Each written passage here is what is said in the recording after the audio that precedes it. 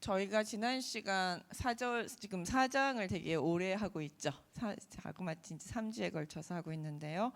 4장에서는 참 이야기들이 많습니다. 오늘 이야기는 두 가지 기적이라는 이제 작은 주제를 가지고 있는데요. 하나는 이제 소태에 독이 들었던 것을 해독하는 것. 그다음에 하나는 이제 적은 양식으로 많은 사람을 먹이는 그런 이야기, 두 가지의 기적의 이야기가 있습니다.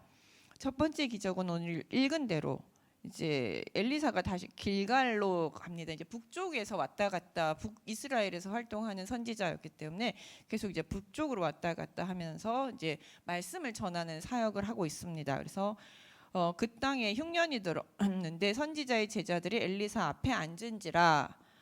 여기 이제 선지자 앞에 제자들이 앉았다는 거는 엘리사 앞에 지금 말씀을 배우기 위해서, 말씀을 듣기 위해서 지금 교육을 받고 있다라는 의미예요. 그러니까 발치에 앉아 있다라는 것은 그냥 옹기종기 모여 있다라는 의미가 아니라 엘리사에게 말씀을 듣고 있는 상황이라는 것이죠. 그러니까 이게 마리아 마르다 이야기에서 보시면, 신약에서 마리아 마르다에 보시면 마리아가 예수님 발치에 앉아 있었다라고 얘기하고 있죠. 그게 바로 이제 예수님의 전하는 말씀을 듣고 있었고 교육을 받고 있었다라는 상황과 동일합니다. 그러니까 이렇게 말씀을 계속 전달하고 있었어요. 오래간만에 만나서 제자들에게 하나님 말씀을 전달하고 있었는데, 그러니까 보니까 전달하다가 이제 식사 시간이 됐겠죠. 식사 시간이 됐고 또한 그 땅에 기근이 심각했어요. 그러니까는 말씀을 배우기 위해서 앉아 있지만 다들 먹을 것이 부족했기 때문에 그냥 줄인 배를 웅크리고 열심히 말씀을 듣고 있고 하니까 엘리사가 말씀을 전하는 것도 중요하지만 또한 이들에게 배불리 한 끼를 먹이고 싶은 생각이 들었습니다. 예, 말씀 영의 양식도 중요하지만 육의 양식도 주고 싶은 엘리사가 이제 그래서 제자 사환에게 큰 솥을 걸고 제자들을 위해서 국을 끓이라고 이제 명령을 합니다. 그래서 이제 그러니까 제자들을 좀 배불리 먹이고 싶은 마음에 국을 끓이라고 명령을 했고, 국을 끓이는 과정에서 한 사람이 여기다 좀 더 많은 것들을 넣었으면 좋겠다, 좀 더 풍족하게 넣었으면 좋겠다라는 생각을 갖고 이제 들로 나가서 야채 먹을 만한 게 있는지, 국에 넣을 만한 것이 있는지 이제 찾으러 다니다가 우연히 그 들포도 덩굴에 이렇게 덩굴채 매달려 있는 호박을 하나, 들호박이라고 하는데 이게 우리나라에서는 이걸 참외라고 하기도 하더라고요. 근데 독참외라고 하더라고요. 조롱참외 뭐 이런 것. 근데 정확하게 어떤 것인지는 알 수 없는데 노란 조롱박 계열인데 그게 이제 독이 있었던 식물이라고 이야기를 합니다. 근데 이제 독이 있었는데 그 독이 있는 거를 몰랐죠. 예, 몰랐고 그냥 그것도 가득 쌓았어요. 옷에 가득 채워왔더라라고 하니까 와 이게 웬 행제냐면서 가져왔고 그걸 또 다 썰어서 국에다 넣습니다. 그리고 이제 퍼다가 배고픈 이제 제자들에게 퍼다 줬는데 누군가가 이제 먹기 직전에 그걸 발견하게 됩니다. 누군가가 이거는 먹으면 안 되는 것입니다. 여기 먹으면 죽습니다. 그래서 독 그릇에 죽음이 있나이다. 하나님의 사람이여 솥에 죽음의 독이 있나이다. 라고 이제 알려주게 됩니다. 그러니까 좋은 의도로 시작을 했는데, 그리고 서로 엘리사도 좋은 의도로 시작을 했고, 그 다음에 그 들호박을 따온 사람도 좀 더 배불리 먹고자 하는 그런 의도로 시작을 했는데 본의 아니게 독국을 끓여서 거기 있는 사람 모두를 죽일 뻔한 끔찍한 사건이 벌어지게 된 것이죠. 그래서 능히 먹지 못하는지라, 먹을 수 없습니다. 그래서 이 국을 버릴 수밖에 없는 상황. 그래서 그곳에 있던 사람들이 다 굶주릴 수밖에 없는 상황이 되었습니다. 근데 그때 엘리사가 그럼 가루를 하나 좀 가져와라. 뭐 가루니까 여기서는 이제 어떤 종류의 가루인지 말하지 않지만 보통 밀가루나 뭐 곡식가루, 곡물가루 한 줌 정도, 조금 약간의 곡물가루 정도라고 생각하시면 됩니다. 그것을 솥에 가져오라고 했고 솥에 던지고 이르되 이제 퍼다 무리에게 먹이라라고 말합니다. 그래서 그걸 통해서 이 국을 해독을 하고 그것을 먹을 수 있게 만들어 주었고 백성들이 그 제자들이 그걸 배불리 먹을 수 있게 만들어 주었습니다. 여기서 이제 우리가 배고픈 제자들을 위해서 선의로 했지만 그러나 아주 위험천만하게 만들었던 것을 보면서 엘리사는 무슨 생각을 했을까요? 예, 좋은 의도를 시작을 했고 그 가져온 사람도 좋은 의도를 했지만 좋은 의도를 했다고 해서 꼭 선한 의도, 선한 목적을 결과를 가져올 수는 없겠지만 그러나 그것들을 능히 하나님의 능력으로 다시 돌보심을 통해서 다시 선으로 바꿀 수 있었다라는 것을 보면서 하나님의 백성 엘리사도 그렇고 그다음 백성들도 그렇고 그 국을 먹으면서 다시 한번 하나님의 기적을 하나님이 살아계시구나. 하나님의 독국도 죽음도 생명의 국으로 만들어 주시는 능력을 가지신 분이라는 것을 다시 한번 실감할 수 있는 기회가 되었겠죠. 무슨 일을 하다가 좌절을 겪을 수 있고 잘못될 수 있어요. 그러나 그것들을 계속 하나님께 매달리고 의지하다 보면 하나님께서 그것을 또한 합력하여 선을 이루시는 것을 우리가 보게 됩니다. 중요한 건 그거를 거기서 중단하자, 독국 다 버려라 이렇게 하지 않고 하나님을 의지해서 다시 한번 그 하나님의 선한 능력이 나타나시길 기대하며 거기다 가루를 뿌리고 하나님의 능력의 역사하심을 기대하면서 가루를 뿌렸을 때 그 국은 독국에서 생명의 국으로 바뀔 수 있었던 것이죠. 여기서 보면 엘리사도 실수를 하죠. 이런 모습들은 다른 선지자들에게서는 잘 나타나지 않습니다. 자신의 의도와 다른 방향으로 해서 나타나는 일들은 거의 다른 선지자들에게는 일어나지 않아요. 그런데 엘리사에게만 유독 이런 인간적인 모습들이 나타나고 있고 그걸 통해서 또다시 새로운 하나님의 놀라운 기적들을 자신도 그 제자들도 맛볼 수 있게 합니다. 그러니까 엘리사한테 그 앉아서 하나님은 이런 분이시고 이런 분이시고 얘기를 막 들었었어요. 근데 독국이 생명의 국으로 멀쩡한 국으로 바뀌는 그걸 딱 보면서 우리 선생님이 하신 말씀이 하나도 틀림이 없구나. 정말 하나님은 살아 계시는구나 라는 것을 국을 먹으면서 다시 한번 깨닫게 되었겠지요. 놀라운 시간입니다. 그 독국 사건도. 그다음에 또 하나는 그 한 사람이 바알 살리사에서부터 이제 그 처음 만든 그러니까 보리떡 20개를 그러니까 처음 이 보리를 추수를 하면서 하고 그 처음 추수한 곡식을 가지고 보리떡을 만들어 왔어요. 그걸 한 20개 만들어 왔는데요. 20개와 그다음에 한 자루 채소를 담아가지고 엘리사에게 가져왔습니다.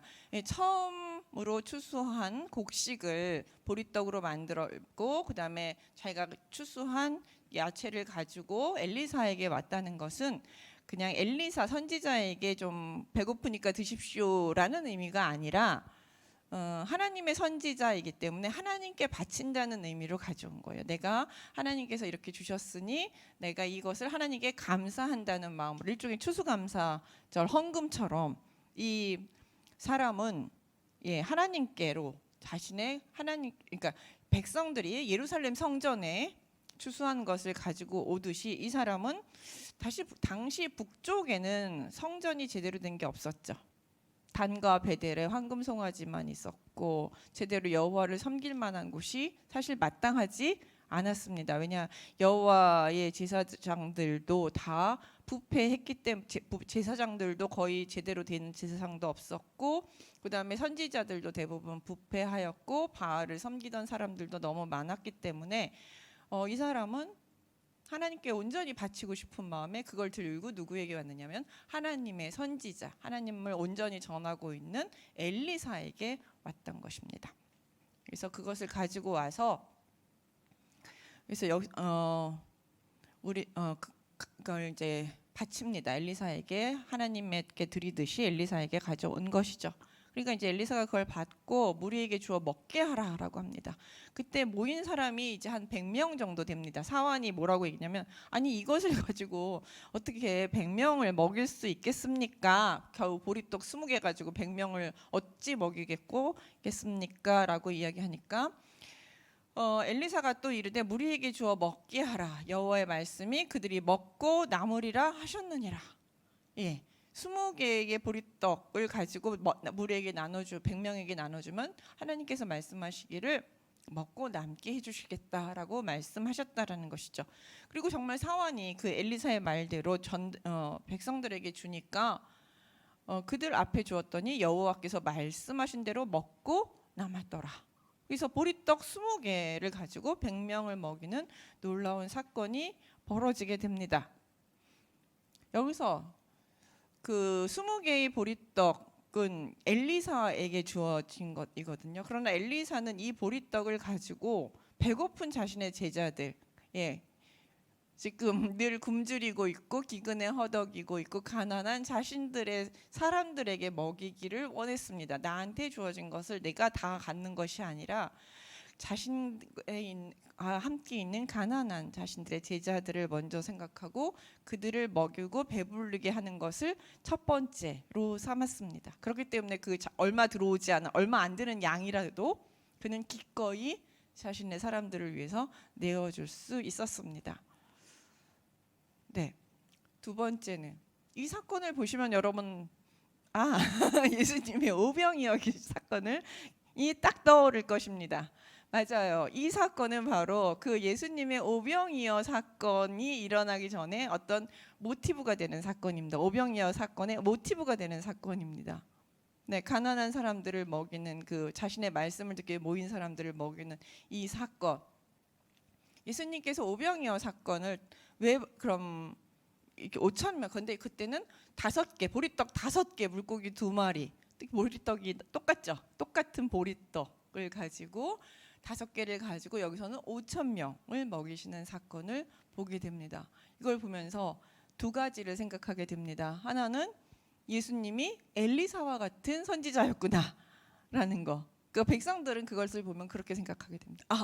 예수님이 엘리사와 같은 뛰어나고 놀라운 선지자구나.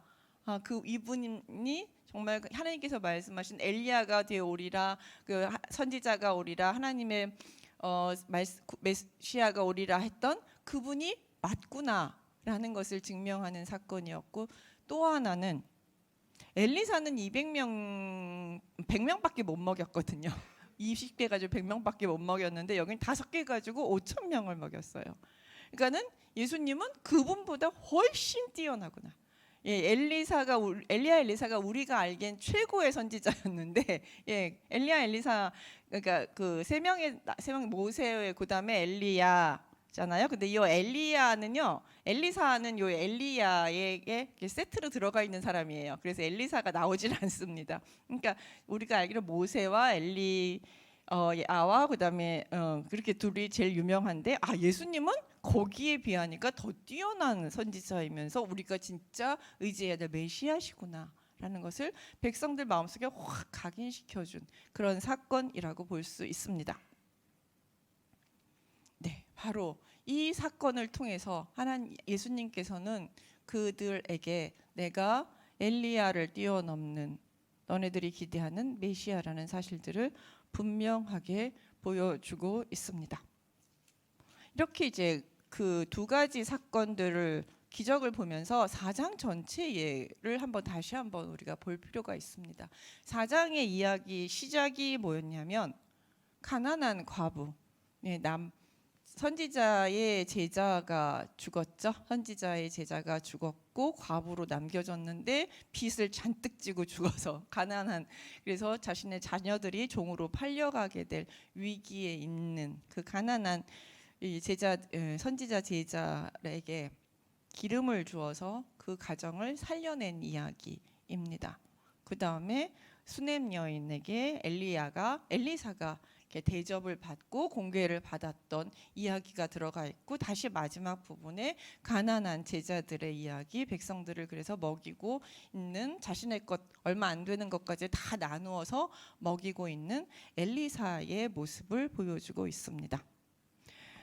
오늘 곰곰이 생각을 해보면 두 개의 이야기가 이렇게 샌드위치처럼 들어가 있어요. 그러니까 가난한 이야기, 가난과 이를 극복해주는 엘리사의 이야기가 이 빵처럼 앞과 안, 이게 위와 마지막 첫 부분과 마지막 부분에 있고요. 가운데에 엘리사가 공개를 받는, 누군가한테 도움을 받으면서 존중을 받는 이야기가 그 안에 들어가 있습니다.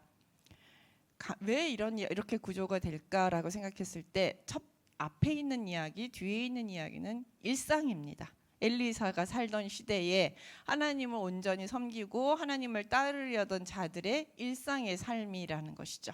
그들의 삶은 힘들었습니다. 늘 가난에 시달렸고 먹는 문제를 해결하는, 오늘 하루 어떻게 먹을까를 고민해야 하는 가난한 삶을 살았던 것이죠. 그리고 그 문제를 해결하기 위해서 엘리사도 늘 골몰하고 그들을 위해서 도와주고 했던 것이죠. 그게 일상의 삶이었어요. 엘리사가 살던 시대에 하나님의 사람들이 겪었던 삶입니다. 왜냐하면 왕도 그냥 그 이전에 아합이 하나님의 선지자들을 다 죽였고 여호와의 그 종교를 다 무너뜨렸죠. 그리고 그 아들이 왕으로 올랐지만 아직도 여전히 그 엘리야나 엘리사에 대해서는 좋게 생각하지 않고 하나님의 말씀에 온전히 순종하거나 하나님의 능력을 온전히 믿지 않았습니다. 여전히 이방신에 대한 영향력이 컸고, 그 다음에 또 하나는 그 왕이 좋아하는 말만 하는 선지자들의 입김이 컸습니다. 일명 왕정에 있는 왕궁 선지자들, 즉 왕이 주는 돈을 받고 그 상에서 먹는 선지자들, 이게 뭐 여호와의 선지자든 이방 선지자든지 간에 그들은 늘 왕이 주는 풍족한 부를 누리면서 왕이 원하는 예언들을 해주고 있는, 이들은 풍족하게 살 수 있었지만 이렇게 엘리사처럼 옳은 말을 하고 그것은 안 되고 그것은 하나님께서 원하시는 것이 아니다라고 이야기하고 있고, 진정한 하나님의 말씀을 전달하는, 그러니까 왕이 원하지 않는 말들을 전하는 이 선지자들은 늘 가난하고 고된 삶을 살았다라는 것을 볼 수 있습니다. 이들의 삶은 어떻게 보면 광야라고 볼 수 있어요. 광야, 우리가 살고 있는 광야죠. 풀도 없고 물도 없고 곡식도 없고 농사도 제대로 짓기 어려운 그런 광야 같은 삶을 엘리사도 그의 제자들도 살아가고 있었던 것이죠. 하나님을 따르는데 이스라엘 땅에서 이스라엘 땅 안에서 하나님을 따르는 삶이 가나안의 젖과 꿀을 누리는 것이 아니라 광야에서처럼 살아가고 있는 이 모습들을 여기서 볼 수 있습니다. 그러나 또 하나의 기적은 광야에서 하나님께서 이스라엘 백성들을 40년 동안 만나와 메추라기로 보호하셨듯이, 하나님은 이 백성 자신을 따르는 엘리사 그의 제자들, 자신을 따르는 선지자들은 만나와 때때로 주시는 만나와 메추라기로 하나님께서는 그들을 계속 돌보고 계신다라는 것이죠. 삶이 빈곤하긴 하지만 그러나 그 빈곤한 삶 속에서 그들은 날마다 하나님께서 그들을 위해서 제공하시는 그 양식들, 은혜들을 누리면서 하루하루를 살아갈 수 있었다라는 것이죠. 잔뜩 불을 쌓아놓고 잔뜩 풍족하게 먹으면 우리가 하나님을 더 잘 섬길 것 같지만 사실은 어때요? 우리는 돈이 많으면 돈을 의지하게 되고 권력이 높으면 권력을 의지하게 됩니다. 그래서 하나님께서는 잔뜩 부도 주시지 않고 많은 음식도 주시지 않으셨어요. 어떻게요? 이 시대를, 광야 같은 이 시대는 오직 하나님만 의지하면서 하루하루 살아가고 하나님의 은혜 속에서 그렇게 살아가기를 원하셨기에 엘리사와 그의 제자들의 삶은 책임지시지만 그러나 풍족하지 않게 날마다 주시는 은혜 속에서 살게 하기 위해서 살도록 하나님께서 인도하셨던 것이죠. 그렇게 이렇게 살았기 때문에 왕에게 어떤 지원도 받지 않고 권력자들에게 어떤 지원도 받지 않고 살 수 있었기에 사실은 엘리사도 자신 있게 하나님의 말씀을 전달할 수 있었던 것이죠. 돈이 무서운 게 돈 받은 사람, 돈을 받으면 돈 준 사람의 의도대로 우리가 움직이게 되잖아요. 실컷 돈 받고 돈 준 사람의 의도대로 안 움직일 수 있나요? 그거는 우리가 생각해도 말이 안 되는 거죠. 그러니까 하나님께서는 이들의 이런 삶 속에서 그들이 정직하고 자유롭게 하나님 말씀만 전할 수 있게 하기 위해서 하나님께서 먹이시면서 이들 이렇게 살아가게 하신 것이죠. 그러니까 우리가 광야 같은 이제 경제적 한파가 온다고 하고 지금 뭐 상실 쉽지는 않을 것 같습니다. 앞으로의 삶들이 그렇게 쉽지는 않을 것 같지만 그러나 그리스도인들은 너무 걱정할 거는 없는 것 같습니다. 왜냐하면 뭐 그렇게 오면 또 하나님을 의지하면서 하루하루 또 살아가면 되니까요. 그 중에서 하나님께서는 우리를 인도해 주실 것이고 먹여 주실 것이고 뭐 지금보다 조금 못하긴 하겠지만 그러나 그럼에도 불구하고 먹여 주실 것이고 응해 주실 것이기 때문에 그다지 걱정할 필요가 없습니다. 다만 이걸 믿어야 되겠다. 믿어야 되겠죠. 믿지 못하기 때문에 우리가 이제 걱정을 하고 근심하는 것이죠. 그렇기 때문에 먼저 지킬 건 하나님이 정말 그렇게 주실까를 의심하는 것이 아니라 나의 마음을 지키는, 내가 그런 의심을 떨쳐내는 나의 마음을, 하나님의 능력을 의심하지 말고 나의 마음을 지켜내는 것이 더 중요하다고 생각을 합니다. 사실은 이 마음을 지키지 못한 사람이 하나 있어요. 이제 5장으로 넘어가면서 이제 누가 등장하냐면 나아만이라는 사람이 하나 등장을 합니다. 나아만의 이제 나아만이 문둥병이라고 여기는 얘기를 하고 있지만 나병이라고 이야기하고 있지만 그 나병이라기보다는 피부병입니다. 제가 계속 얘기하고 있지만 이 나병이라고 성경에 나와 있는 이 나병은 지금으로 말하는 한센병이 아니라 그냥 건선이나 이렇게 하얗게 일어나는 피부 질환 있죠. 잘 낫지 않는 그런 피부 질환이라고 보시면 됩니다. 왜냐하면 진짜로 그 한센병이라고 하면 칼 같은 걸 잡을 수가 없어요. 왜냐하면은 손이나 이런 데가 다 이렇게 이 뼈들이 다 무너지기 때문에 이런 것들을 전쟁을 나간다거나 뭐 이렇게 하는 것은 어렵습니다. 그렇기 때문에 한센병이라고 보지 마시고 그냥 심각한 피부병이라고 보시면 되겠습니다. 근데 이제 이 나아만의 이야기 속에 나중에 이제 계속 하겠지만 나아만의 이야기 속에서 무엇이 나오냐면 나아만이 올 때 그러니까 나아만에게 어떤 일이 벌어지냐면 한센병이 있었는데 그 이야기를 이제 한센병을 치료를 하기를 원했지만 절대 치료가 안 돼요. 치료가 안 됐는데 이때 누가 이 나아만 집에 있었느냐면 이스라엘에서 포로로 끌려온 한 소녀가 나아만 부인의 시녀로 있었습니다. 그리고 그 시녀가 뭐라고 얘기하냐면 이스라엘에 우리 주인이 사마리아에 계신 선지자 앞에 계셨다면 좋겠습니다. 그러면 그가 그 병을 고칠 수 있을 것입니다. 사마리아에 있는 선지자한테 가보면 그거는 분명히 이 나병을, 이 피부병을 고칠 수 있었을 텐데요. 거기 갔으면 참 좋았을 텐데라고 이제 딱 여주인에게 한 말을 합니다. 이 사마리아에 있는 선지자가 누구냐면 엘리사예요.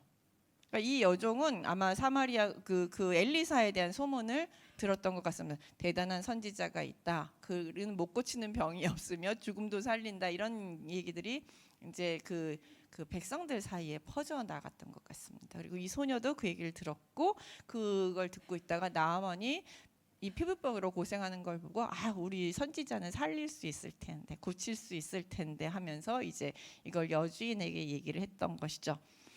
그러니까 나아만이 이제 그 얘기를 듣고 이제 지푸라기라도 잡는 심정으로 여종의 이야기를 듣고 그 이스라엘로 가려고 합니다. 그래서 이제 먼저 가기 전에 주인, 그러니까 왕에게, 아람의 왕에게 먼저 우리가 이스라엘 땅에 온 소녀의 말이 이러이러하니 나를 이스라엘 땅으로 보내달라라고 요청을 하게 됩니다. 그러니까 왕이 그래 가도 좋다. 병을 고친다면 내가 무엇인들 아까우냐. 더 필요한 거 있으면 말해라. 뭐 이러면서. 왜냐하면은 이 나아만이라는 사람은 이스라엘 그 아람의 가장 높은 군대 장관 중에 하나예요. 그러니까 아람 왕이 가장 아끼는 그 군대 장관 중에 하나거든요. 그러니까 병 고치기 위해서 이스라엘로 간다고 하니 뭐 얼마든지 보내주겠다. 필요하면 그래서 이스라엘 왕에게 내가 편지도 써주겠다라고 이야기를 합니다. 근데 이제 그렇게 하면서 그리고 편지를 들고, 그러니까 나아만 왕이 써준 편지를 들고 이제 나아만은 이스라엘 땅으로 출발을 할 때 그가 가지고 간 그 재물이 얼마만큼이냐 하면 10달란트, 은이 10달란트, 금이 6,000개, 의복이 10벌이에요. 여기서 이제 여러분이 이게 얼만큼의 양인지 분간이 안 가실 텐데요. 현재 단위로 보면 은이 340kg고 금이 90kg예요. 요즘 시세로 따지면 뭐 천문학적인 숫자입니다. 그러니까 이 사람이 어마어마한 부자였고 그 얼마나 그 병을 고치고 싶어 그 재물의 액수를 보면 그가 얼마나 병을 고치기를 간절히 원했는지도 알 수 있습니다. 뭐 이 정도면 나라를 이스라엘에 있는 사람 싹 다 먹이고도 남을 정도의 돈이 있지 않을까 생각될 정도로 어마어마한 돈을 가지고 이제 출발을 하게 됩니다. 그러면서 이제 이게 왜냐하면 이거는 선지자에게 주려고 자기 병을 고친 선지자들에게 주려고 이제 가지고 간 돈이지요. 근데 이제 결국은 이 돈 얘기를 하기 위해서 제가 여기까지 왔는 건데 왜냐하면 이 돈을 나중에 엘리사는 받지 않습니다. 병을 고친 이후에 이 돈을 전혀 받지 않아요. 어마어마한 돈이에요. 340kg나 되는 은, 금만 해도 90kg. 지금 뭐 시세로 따지면 제가 안 따져봐서 모르겠지만 어마어마합니다. 요즘 금 한 돈에 38만 7만 원 정도 하는 것 같습니다. 그러니까 어마어마한 돈인데도 불구하고 엘리사는 자기가 병을 고친 이후에 이 돈을 한 푼도 받지 않습니다. 왜냐하면 하나님 왜 안 받았을까? 이렇게 가난하기 때문에. 가난하니까 받아서 이 돈을 받아서 가난한 백성들한테 다 나눠주고 지금 배고파서 힘들어하는 자신들의 제자들에게 충분하게 먹이고도 입히고도 남을 돈인데 이 돈들을 전혀 받지 않습니다. 왜냐하면 능력은 병 고침은 하나님께서 주신 것이고 그 다음에 하나님께서 아마 돈 받지 내 능력을 사용한 것에 대해서 돈 받지 말라고 하신 것 같습니다. 왜냐하면 돈이 들어오는 순간 그 다음에 이제 뭘 의지하게 될까요?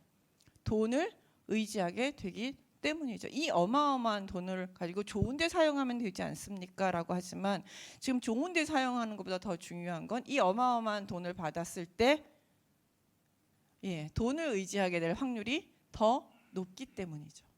그래서 돈을 한 푼도 받지 말라고 했기 때문에 엘리사는 이 어마어마한 돈을 한 푼도 받지 않고 그냥 돌려보냅니다. 근데 이게 엘리사의 믿음입니다. 근데 이게 너무 아까운 사람이 하나 있었어요.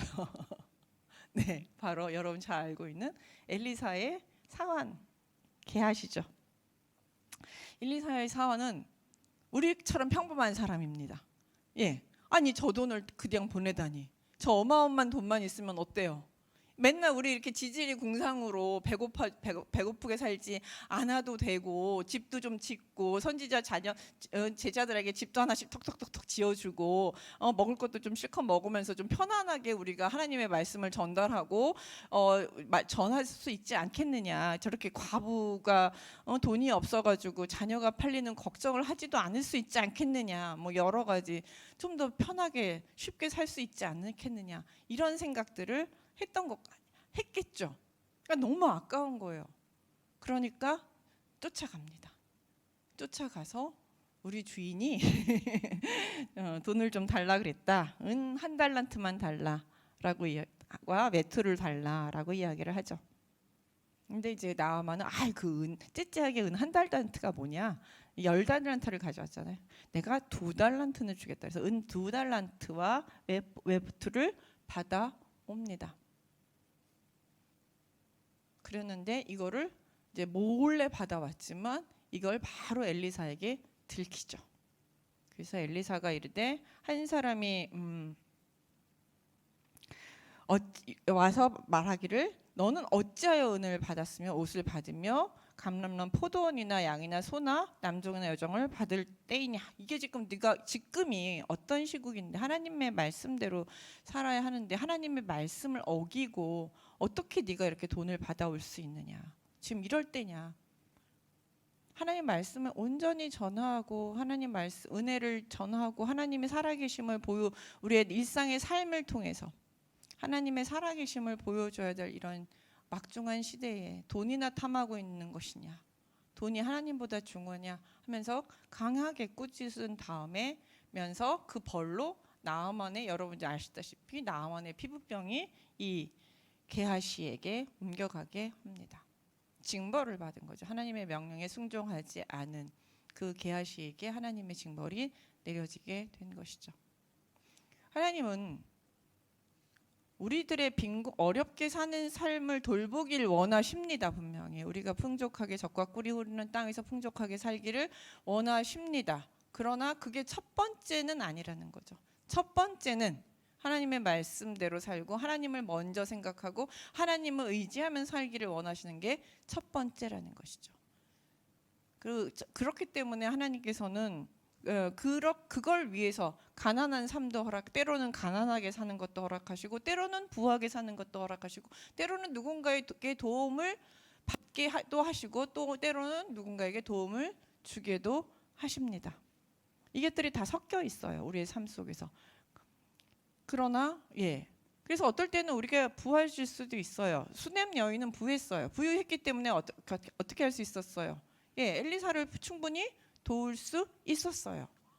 가난했기 때문에 또 그 과부는 자기가 도움을 받게 되기도 했습니다. 제가 오늘 되게 돈 얘기를 많이 했죠. 근데 엘리사 이야기는 생각보다 돈 얘기가 너무 많이 나와요.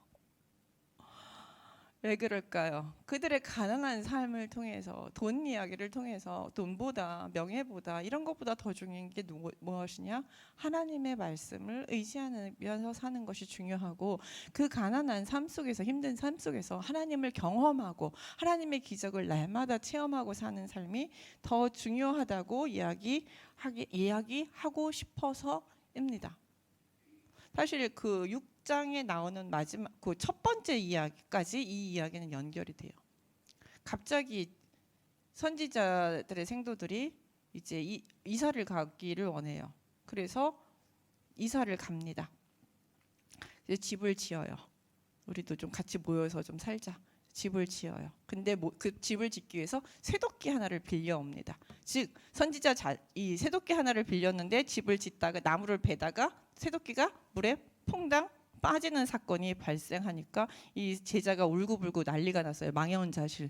왜냐하면 지금으로 따지면 이 쇠도끼 하나가 포크레인 하나를 바다에 강에 집어넣은 것과 같이 맞먹는 어마어마하게 비싼 것이기도 하지만 이 제자들은 이 쇠도끼를 물어줄 능력이 없어요. 그래서 돈이 없습니다. 여기서도 또다시 돈 얘기예요. 왜 좌절을 했고 이렇게 울고불고 난리를 쳤느냐? 빌려온 거거든요. 그걸 갚아줄 능력이 없거든요. 어찌 하면 좋겠습니까? 그러니까 결국 엘리사가 이 쇠도끼를 띄어서 다시 돌려주는 기적을 통해서 그 울고불고하는 제자에게 쇠도끼를 돌려주게 됩니다. 참 쉽지 않은 삶을 이들은 살아가고 있었어요. 그렇지만 그 쉽지 않은 삶 속에서 날마다 뭐예요? 하나님의 도우심을 체험하면서 쇠도끼가 물에서 떠오르는 것도 경험하고 살았고, 독국이 생명의 멀쩡한 국으로 변하는 것도 경험했고, 보리떡 20개로 100명이 먹는 기적도 경험하면서 날마다 하나님의 능력을 경험하면서 이들은 살아갔던 것이죠. 그렇기 때문에 어려움들, 내게 주어진 것이 많으면 나눠주면 되고 없으면 하나님께 구하면서 또 도우심을 구하면서 그렇게 하루하루 살아가라고 우리에게 엘리사 이야기 속에서는 그 많은 돈은 가난한 삶의 이야기, 돈들의 이야기를 우리에게 하면서 우리들이 어떻게 살아야 될지를 하나님께서 말씀하고 계신 것입니다. 기도하겠습니다.